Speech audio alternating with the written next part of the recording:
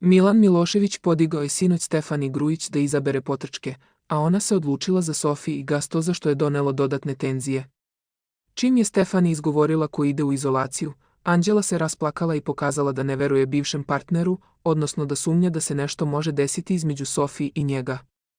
Odmah je odjurila u spavaću sobu i rešila se svih Gastozovih stvari.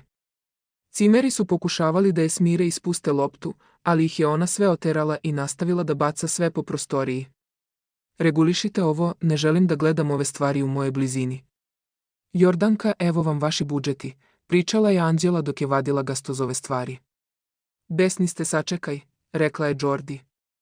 Jordanka, nemoj da mi se mešaš u ljubavni odnos. Niti više nemoj da mi prilaziš, nema šta više da pričaš sa mnom.